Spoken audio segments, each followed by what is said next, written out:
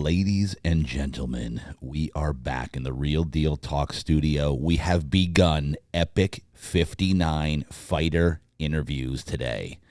Day one of fighter interviews, Epic 59, November 22nd. If you don't get your tickets yet, wait till you see these interviews. You're going to want them. Trust me. And we are in the house today with my man. And Real Deal Wellness customer, this guy's been coming in for his recovery work for several weeks now.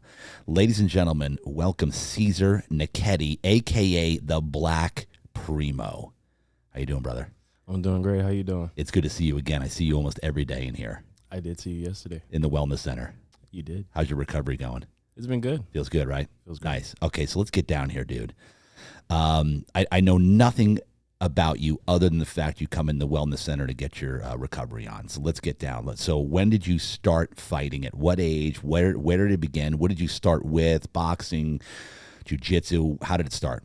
Well, it actually started with UFC 4, the video game. Okay. So I was playing that game a lot, and then I was kind of like, you know what? Why not just go do it in real life? Okay. So how long ago was that? What year was that? Or no, what age were you? 22. 22? How old are you now? 23. You're 23, so you just started fighting about a year ago? Yeah, like last September, I believe. And so you did nothing before that? Like no fighting, no wrestling, boxing in school, high school? Well, I played basketball. Well, so no fighting, No. other than on the basketball court? On the video game, actually. That's it, the video game. Yeah. So the video game is what led you to fighting? It is. All right, so this is crazy already. Where are you fighting out of? Where do you train? I train at Ramona MMA. Okay. And then, so when you started, so you're doing the video game, right? Now, did you look for a gym? Give me the process here. Yeah, so I kind of just looked up, like, gyms near me, like fight gyms near me, and then I found a couple. I went to the arena originally, but they have, like, a lot of guys over there, so I really didn't. Like me personally, I didn't feel like I was kind of, like, getting, like, the attention I wanted. Okay, gotcha. So I decided to go to like a smaller gym to where I could, strengthen my fundamentals and all that stuff, and it's been working out pretty good. Nice. So you start training there at Ramona. Was it Ramona MMA? Correct. Okay. What's the first thing? Striking obviously is one of them, right? Striking. Did you get into jiu-jitsu? What did you start training in? I just started with Muay Thai, but I told the coach I wanted to fight like Fernando. So when I told him that, he was just like, "Yeah, just be consistent. I'll work with you." And then as he started to see like my improvements, he was like, "Hey, you got to start doing jiu-jitsu." And I kind of was like haggling him, like, "I want to fight by the end of the year. I want to fight by the end of the year. I want to fight by the end of the year." So here we are, Epic 59. Okay, so when did you start haggling him? Was this in the beginning of this year in 24? Oh, no, it was when I started training. Okay, which was last year then, 23? Correct. Okay, so you started middle of 23 or? The ending. Ending in 23. Okay, so you said within a year I want to fight. Correct. And so how did he find Epic? Is he associated with Epic? I believe he is. He like my buddy Elijah Kim, he fought. Oh yeah. For Epic. Yeah. That's my boy. Nice. And Fernando, he's also a fighter himself. Nice. Okay, and Fernando's the main trainer. Correct. He's your guy. Yeah, he is. Okay. So you said I want to fight. So he found you a fight, and here you are. Here I am. All right, so talk to me, man. Then you started working on jiu-jitsu. I did. Yeah. So what would you say is your best right now? Striking, jiu-jitsu? I would say my best is striking and anti-jiu-jitsu. And anti-jiu-jitsu? Anti-jiu-jitsu. Correct. Okay, explain that. Well, first and foremost, I came here to fight. I don't want to hug anyone. All right, ladies and gentlemen. People may take offense to that, but that's just my personal. That's okay. Hey, this is what it's all about, man. Talking a little smack. We're all sweaty and stuff. I'm not trying to, get your fluids. Yeah, you like to keep a little distance, right? Yeah, we don't need to be embracing, right? Is that what it is? Definitely. That's definitely what it is. Oh, my God. Okay, so then tell me, give me you live in Ramona then? I live in El Cajon. El Cajon. Okay. So you travel pretty far then, huh? I do. Okay. How often do you train? Every day? Every day. How many hours? I would say about 4 hours a day. About 4 hours a day. Okay, so it's really great that you played a video game that sparked you to fight. Now, what is keeping you fighting? Because 4 hours a day, 6-7 days a week is not normal. That's crazy. What's keeping you fighting? Is there some inner motivation that's motivating you? Are you fighting for someone? Do you have something to prove? Let's go further here. Well, so growing up, kind of like I would always get in trouble. I also got bullied as well.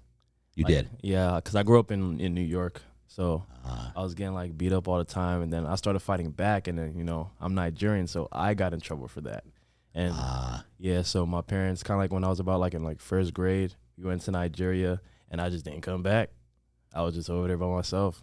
In Nigeria? Yeah, I went to a military boarding school out there. I came back about freshman year in high school, like freshman and sophomore year. Yep. So I've kind of like already had like a rage on the inside. So I believe everything happens for a reason. So For sure. maybe that's why. And your parents, you went to Nigeria. Did they go with you? Oh, yeah, they did. We went over there for Christmas. And like one day I literally woke up when I thought we were leaving, and I just saw like a note that read, and I quote, "You have been misbehaving, so me and your mom decided to leave you here." And it wasn't even me and my mom. It was my dad, really. It wasn't really so much my mom, because we kind of talked about it, obviously, now that I'm a little older. But, yeah, it was crazy. Wait a minute. Okay, hold on here. So what you're saying is your parents took you there, right, to visit. Yes. But they had a plan. They were literally getting rid of you for the time being. Is this correct? Correct. So the letter was from both parents? No, it was my dad. Your dad? Yeah, my dad wrote it. Your dad wrote it? He did. But your mom was an accomplice? By law, yes. So she left too? Yeah. They went back to the States They did. and left you in Nigeria. What did you think when you read this note? How did you feel? Well, I was really hurt by it, But, I mean, you just got to get over it, Did you call? Like, hey, is this for real? With what phone? I know, it's true. What am I talking about? Yeah, I was like in first grade. No. Oh, yeah. Yeah, I had a phone. That's right. This is 15 years ago. A long time. A long time. To where the cell phones weren't really a thing. Well, not for kids my age. Yeah, that's true. Yeah, that's true. What am I talking about here? Okay, so so what did you do? What did you do from that point? You just hung out? Like, how long were you there? How many years? Were you there years? Did they call you? Did they keep in touch? Yeah, I did speak to them, but like my uncle came and picked me up. So I was there like on vacation. So like I was there with family, but I had just knew these people for about 14 days. So it was kind of like I just met y'all. Like, what are we doing here, bro? But And so did the uncle know what the plan was? they all did. I was oblivious to everything. Yeah. This is one of the craziest stories I've ever heard. Yeah. How long? Okay, when was the first contact after they left? Well, it was obviously the note, and I didn't speak to them until about, I think, when I was about to start school there again. Which was how long? Like after like Christmas break, so that was about like a month. A month. Yeah, like a month. So they just left. No communication for about a month. Yeah. Was it scary? It was. It really was, because you got to think about it. I grew up, in New York, everything is kind of like readily available to you. And then when you go to a place like that, like it's not as bad as you think, but like I was in the village originally. So that's where they kind of left me at. So it's just basically just think about like a jungle, but with like big houses. And some people do live in huts and stuff, but it's not like, that's not how it is throughout the whole Nigeria though. They do have beautiful cities and all that stuff, but I wasn't over there, though. I was in a military boarding school. That's where they left me. A military boarding school. Yeah. This is where you were. This is where I was. So when they first went there for to visit vacation family, did they say, hey, you're going to military boarding school? No, I said, I didn't know I wasn't coming back. I didn't know. Oh, my gosh, bro. I didn't know. And so the uncle then put you in the boarding school? He did. What did you feel about that? Well, I mean, what could I really feel? I mean, I had no choice but to just deal with it, If it was up to me, I would have came back. So did you get in trouble in boarding school? I did. I got beat every day. You got beat? Every day. What does that mean? Well, just like whipped with like different. By who? The teachers? Yeah, or the instructors? The whatever they are, commanders? I don't know. Yeah, the teachers, like some Why, of you the just older mouthing grades. off? Not even, but it's like things from like not having the right haircut or dirty uniform, not getting like high marks in class and stuff, being late. You could get beat for like almost anything. Now describe beat. What does that mean? Well, just like What kind of beating are we talking about here? a whooping. Like With what? The ruler? I've got beat with engine belts from like cars. There's like something we call koboko, so it's kind of like dried leather, like cow skin. Right. And like if I were to just touch you with it, like on your skin, it'll itch. So just imagine like getting whipped with that. It's just like you don't know whether it hurts or whether it itch. I got hit with rulers on my knuckles. Crazy stuff. How often? Almost every day, honestly. Like, I was like a little rebel, so it's kind of like, F you. And, you Yeah. know? So I was just like, yeah. Were any of the other kids getting beat this much? Yeah, like the people who I kind of like hung around, because, you know, we were all like, yeah. man, like, this is crazy. But later I just got tired of getting beat and started to behave myself. You started to behave yourself? Yeah. You finally learned your lesson. I did. Wow. Okay, so then how long before you came back to the States, or how long before they let you back to the States? Obviously, you had to clean up your act a little bit, behave. Mm-hmm. Is that how it started? And then you were invited back? Yeah, so it was about first grade to about like freshman year in high school, yeah. That long? Yeah. Holy shit. So that's, what's that, like 8 years? Yeah. 8 years? Did you never came back and visited to the States? I did once. Like, my mom kind of like tried to, like, you know, enroll me in middle school. Yeah. But I still was getting in trouble, and then they were like, you still haven't learned. But I was getting bullied, though. I legitimately was getting bullied. What were you getting bullied for?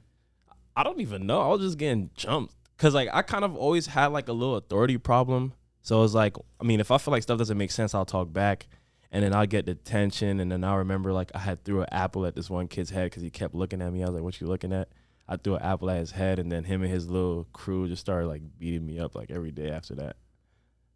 So, yeah, it was wild. It was wild. And so how long did you last here in the States before you went back to Nigeria? So that would be, like, 2 months in 6th grade. That's it? Yeah, just 2 months in 6th grade, and then they sent me back. Right back. Yeah. And then when you came back for the final time, now you come back, high school, did you finally shape up? Yeah, no, I didn't get in no trouble. No. You were cool. Were you getting bullied again? No, I wasn't. I wasn't actually. Huh. No, That's interesting. It was cool. Okay, so now, span ahead. We're getting back to the fighting here because, so now I want you to, that childhood, what do you feel like you're fighting for something now? Are you here to prove something to somebody, yourself? Do you have what's your main inner motivation? Why are you fighting? Why are you fighting 3-4 hours a day, 6 days a week? What's really keeping you going here? I mean, what's really keeping me going is I want to do something with it. You know, like, all my life I've kind of just, you know, always liked to try new things. Like, I did college, like, for like a year. Then I said, you know what, I don't want to do this. And I joined the military, got out the military, and then I was like, oh, you know what, maybe I'll try fighting. So this is kind of like one of those, like, side quests. Side quests. That could become the main campaign, if you know what I mean. Oh, yeah. Yeah, yeah. And so you did military here. Which branch? I was in the Marine Corps. Thank you for your service. Thank you for yours. Nice, bro. I like that. Okay. So you did military. How did you like that? I didn't, honestly. I really, of course not, because there's authority there. Yeah, I got in trouble a lot while I was in. Jeez. It was crazy, but, you know. You got honorably discharged, though? Oh, I did. That's good. I'm thankful for it. Yeah, I'm proud of you for that. Nice job. All right, so you go from there. So this is just another quest, side quest that could be the main attraction, the main quest. It could. I enjoy it. Okay, so I know that's like it, but to keep going, because the going's going to get even harder. It's going to get more 4 hours, 3-4 hours a day. Like, when you wake up in the morning, or when you visualize anything that keeps you moving forward, family, like, you proving something to your folks. Well, my mom always told me, you know, to keep God in everything you do. There we go.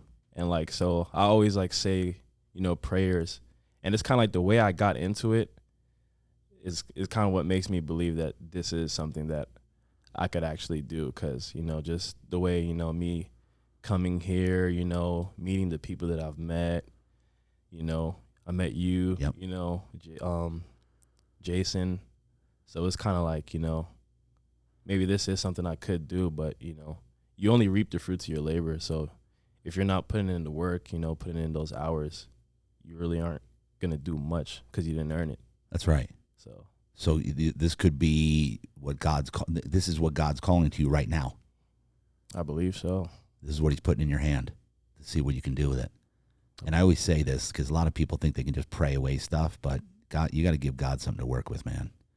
He's a partnership God, right? Yeah. Yeah. So you're going to give him something to work with. All right. So let's talk about it. You got the fight. Who you fighting? Wayne Summerlot. Okay. You know anything about him? I know he likes to hug. Here we go. Yeah. Here we go. I do not want to hug you, Wayne. Stay away from me. Yeah. So you're the anti-jiu-jitsu. Anti-jiu-jitsu. You're the anti-hugger. Anti-wrestling, anti-jiu-jitsu. So give me the prediction for the fight. The prediction for the fight, God willing, knockout. That's what I'm going for. That's what you're going for. Knockout. No hugging? No hugging. Okay. If he wants to hug, I'll hug back just to show him he's not better.